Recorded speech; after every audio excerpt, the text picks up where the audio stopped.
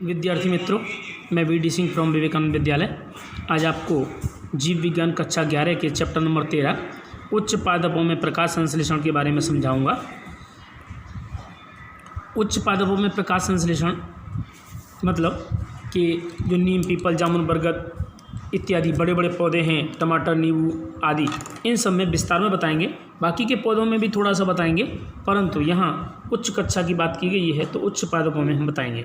सूर्य प्रकाश की उपस्थिति में, इसकी परिभाषा है, सूर्य प्रकाश की उपस्थिति में वनस्पति के हरे भागों द्वारा जमीन में से पानी एवं खनिज ग्रहण कर खुराक निर्माण की जैव रासायनिक प्रक्रिया को प्रकाश संश्लेषण कहते हैं। प्रकाश संश्लेषण के मुख्य दो कार्य हैं। पहला भोजन का प्राथमिक स्रोत के रूप में है, दूसरा वायुमंडल में ऑक्सीजन का प्रमाण बनाना, तीसरा यह है CO2 का प्रमाण कम करना। CO2 का प्रमाण घटाना जरूरी है। अगर प्रकाश लक्षण की बात करें तो प्रकाश संश्लेषण के लक्षण ऊष्मा शोषी प्रक्रम है, ये एक प्रकार का जो ऊर्जा के स्रोत के रूप में सूर्य प्रकाश का उपयोग किया जाता है। दूसरा है इसमें अपहिल प्रक्रम, जिसमें CO2 कमजोर इलेक्ट्रॉन को ग्रहण करता है। तीसरा है रेडॉक्स प्रक्रम, जो प्रकाश प्रक्रिया एवं अंधकार प्रक्रिया H2 का विघटन एवं CO2 का स्थिरीकरण करता है। और चौथा है भौतिक रसायन प्रक्रम, जिसमें प्रकाश ऊर्जा को रासायनिक ऊर्जा ग्लूकोज और स्टार्च में रूपांतरित करते हैं। ये इसमें स्टेप्स हैं।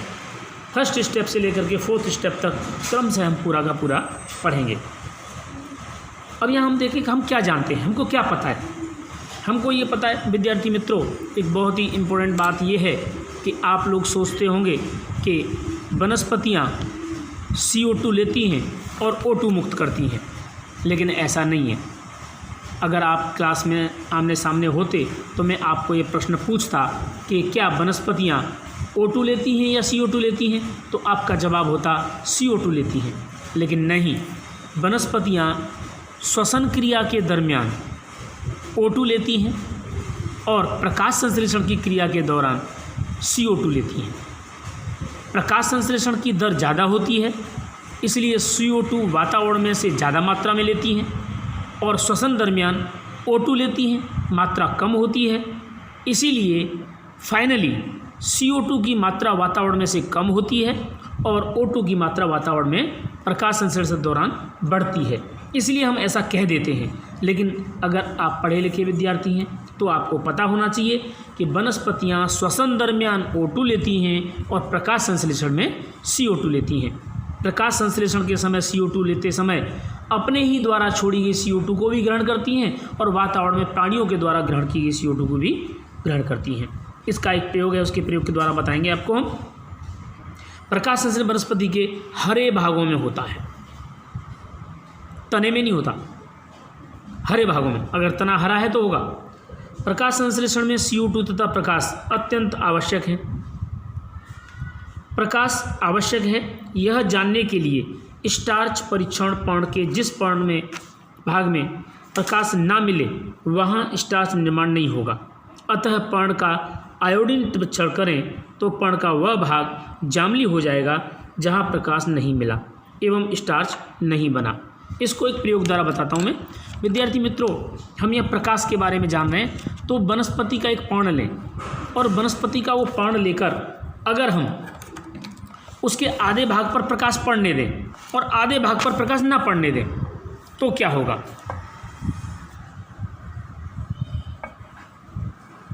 ये देखिए प्रयोग है। वनस्पति के आधे भाग पर पर्ण पर प्रकाश, अगर हम 2 पर्ण लें तो कदाच गलती हो सकती है, लेकिन एक ही पर्ण में अगर हम किसी एक भाग को काली पट्टी से ढक दें, काली पट्टी से ढकने पर यहाँ प्रकाश नहीं मिलेगा, लेकिन इन दोनों जगह पर प्रकाश मिलेगा। हरी पत्ती दिखाई दे रही है। अब इन दोनों को हमने धूप में रख दिया, प्रकाश संश्लेषण हुआ। प्रकाश संश्लेषण के बाद क्या बनना चाहिए, ग्लूकोज और स्टार्च बनना चाहिए। ग्लूकोज बाद में स्टार्च में बदल जाता है। तो यहाँ प्रकाश पड़ा, स्टार्च बना।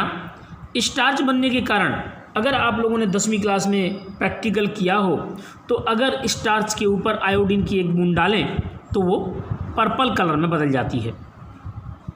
बस वही प्रयोग यहाँ करेंगे हम। यहाँ हमने आयोडीन में डाल दी पत्ती, पूरी पत्ती को आयोडीन में डिप किया। जैसे ही पूरी पत्ती को आयोडीन में डिप करेंगे तो आयोडीन में डिप करने पर जहाँ स्टार्च बना वहाँ पत्ती पर्पल हो जाएगी और जहाँ स्टार्च नहीं बना वहाँ पत्ती हरे रंग की रहेगी। क्यों? ऐसा क्यों?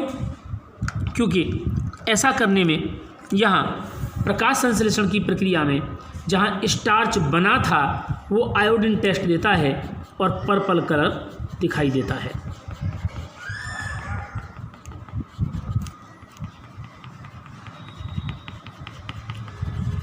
यहाँ पर्पल नहीं बनेगा। क्यों? क्योंकि यहाँ प्रकाश ही नहीं मिला।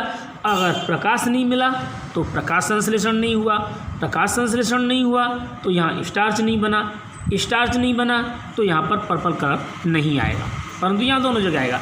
अतः ये प्रयोग ये सिद्ध करता है कि प्रकाश संश्लेषण की क्रिया के लिए वनस्पति के हरे पर्णों को प्रकाश मिलना जरूरी है। ओके मित्रों, दूसरा एक प्रयोग है, क्या वनस्पतियों को CO2 जरूरी है? क्या वनस्पतियों के अंदर प्रकाश संश्लेषण करने के लिए CO2 जरूरी है?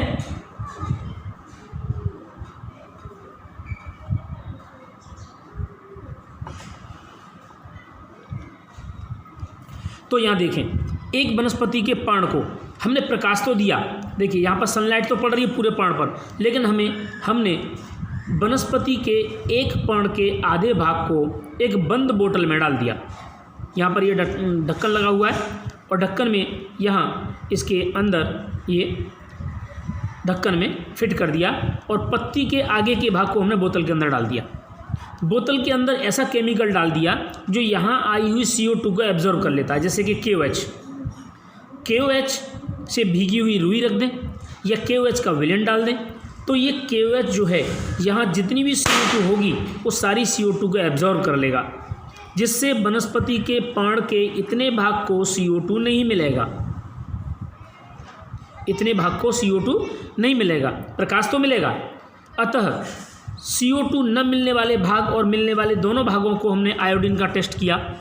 तो आयोडीन का टेस्ट करने पर पता चलता है कि वनस्पति का शुरुआती भाग, ये जो A पोर्शन है, ये A पोर्शन जो है वो पर्पल हो गया, यानी कि A पोर्शन में प्रकाश और CO2 दोनों मिला तो आहार का निर्माण हुआ, स्टार्च का निर्माण हुआ, परंतु पर्ण यहाँ रंगहीन रहता है क्योंकि इस पर्ण के भाग को CO2 नहीं मिला। CO2 नहीं मिला तो इसलिए ये स्टार्च नहीं बना पाया और स्टार्च नहीं बना पाया तो आयोडीन के टेस्ट में फेल हो गया। बराबर। बी कौन सा भाग है? बी वो वाला भाग है जहाँ पर हमने ढक्कन लगाया था, तो यहाँ पर कोई फर्क या हम टेस्ट नहीं कर सकते क्योंकि यहाँ पर प्रकाश भी नहीं मिला था। KOH CO2 को अवशोषित कर लेता है। प्रकाश संश्लेषण में CO2 एवं प्रकाश दोनों आवश्यक हैं, इन दोनों प्रयोग से सिद्ध हो जाता है।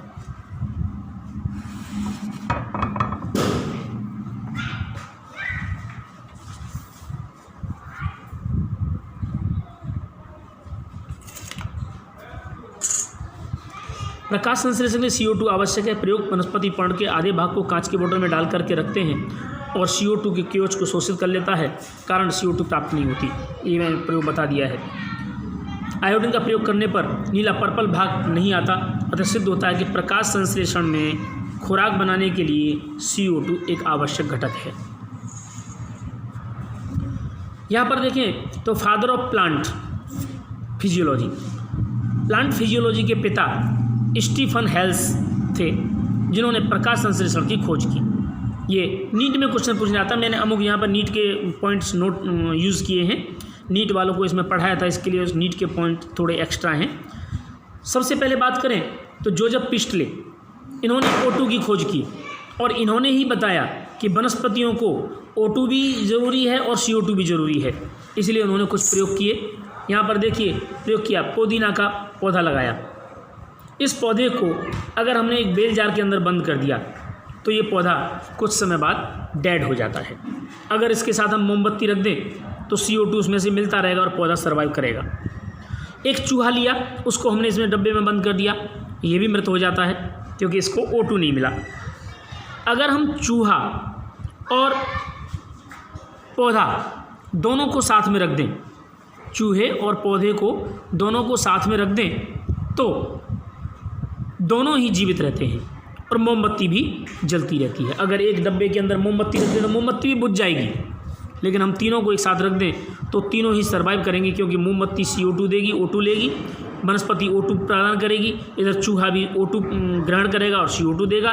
तो आपस में मिलने के बाद इकोसिस्टम के अंदर ये सभी एक साथ सर्वाइव करते रहेंगे। पादप उस वायु को प्राप्त करते हैं जो चूहे एवं मोमबत्ती के लिए आवश्यक है। वैज्ञानिक थे इंजन हाउस। 1730 से लेकर 1799 तक इनका जीवन काल था। उपरोक्त प्रयोग में तथा एक बार प्रकाश में प्रदर्शित किया गया तो मालूम हुआ कि सूर्य प्रकाश आवश्यक है। पादप के हरे भाग ही सूर्य प्रकाश में से O2 के बुलबुले उत्पन्न करते हैं, यानी कि वनस्पति के केवल हरे भाग ही O2 उत्पन्न करते हैं। ये हम पानी में रही वनस्पति पर से प्रयोग करते हैं। पानी में वनस्पति में देखें तो जहाँ O2 ज़्यादा निकलेगी वहाँ पर बुलबुले दिखाई देंगे। बस इस प्रयोग द्वारा ये इंजन हाउस ने सिद्ध किया।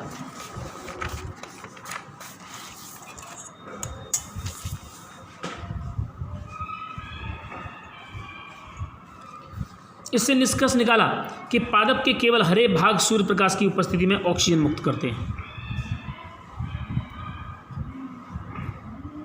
जूलियस वॉन्सेज नामक एक और वैज्ञानिक थे। पादप वृद्धि के दरमियान ग्लूकोज के उत्पादन के प्रमाण मिले।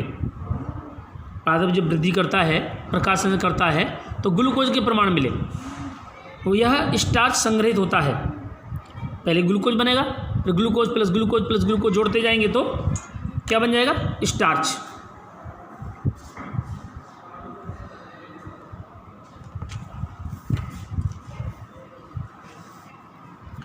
ग्लूकोज रासायनिक रूप से सक्रिय घुलनशील है, सुक्रोज रासायनिक रूप से अक्रिय और घुलनशील है, और स्टार्च रासायनिक रूप से अक्रिय है और अघुलनशील है। अघुलनशील में बदल करके रख लेता है, सक्रिय नहीं रहता, जिससे कि आसानी से संरक्षित आहार के रूप में इसे संग्रह किया जा सकता है। CO2 प्लस H2O प्रकाश की उपस्थिति में क्लोरोफिल CH2O प्लस O2 बन जाता है। अगर इसमें हम 6 टाइम इसको कर दें तो 6H12O6 ग्लूकोज बन जाएगा, 6 कार्बन शर्करा बन जाएगी। इसी प्रकार से थर्ड वैज्ञानिक थे कॉर्नेलियस वॉन नील। 1891 से 1985 तक इनका जीवन काल था। ये सूक्ष्मजीव वैज्ञानिक इन्होंने बैंगनी एवं हरी शैवाल पर प्रयोग किए। ब्लू ग्रीन एल्गी, नीली हरी शैवाल। प्रकाश संश्लेषण एक आवश्यक रूप से प्रकाश निर्भर प्रक्रिया है जिसमें एक उचित ऑक्सीकरण यौगिक से प्राप्त अणु H CO2 को कार्बोहाइड्रेट में अपचेत कर देते हैं। देखिए यहाँ पर 2H2A हमने A लिया यहाँ पर, तो यहाँ A प्राप्त हुआ। यहाँ पर O लिया तो यहाँ O प्राप्त हुआ। इसका मतलब ये हुआ कि H2O में से O2 प्राप्त हुआ। इनका ये कहना था कि पानी में से O2 प्राप्त होती है। वनस्पति में प्रकाश संश्लेषण की क्रिया के दरमियान पानी में से O2 प्राप्त होती है, न कि CO2 में से। इस चीज़ को उन्होंने समस्थानिक का उपयोग करके सिद्ध किया। हरे पादपों में से उत्पन्न O2 जल में से आती है, न कि CO2 में से। ब्लू ग्रीन एल्गी में पानी H आयन दाता के रूप में काम करता है, वह O2 ऑक्सीकृत हो जाता है। सल्फर बैक्टीरिया में H2S यानी सल्फर, H2 हाइड्रोजन के रूप में सल्फर S SO2 में परिवर्तित हो जाता है, सल्फेट में। तीसरे वैज्ञानिक थे रॉबर्ट हिल।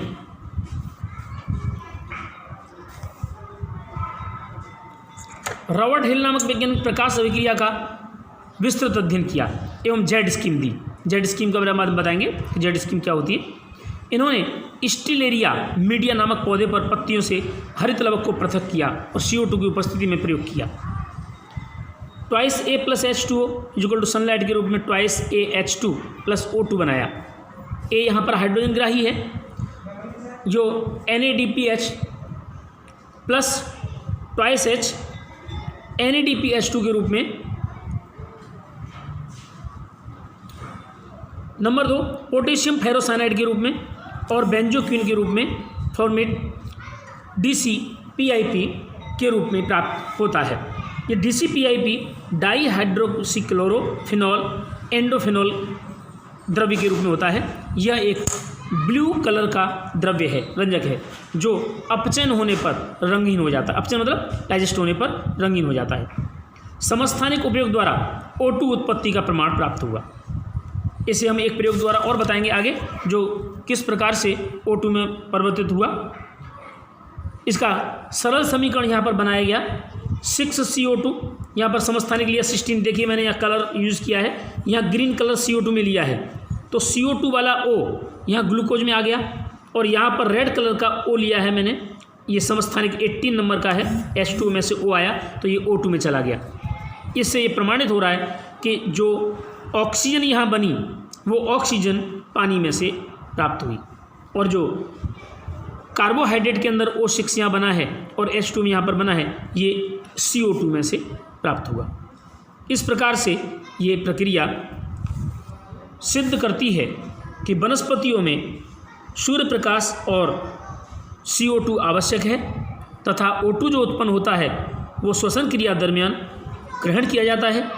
और सिद्ध ये हुआ कि वनस्पतियाँ O2 जो उत्पन्न करती हैं वो CO2 में से न करके H2O में से उत्पन्न करती हैं। थैंक यू मित्रों।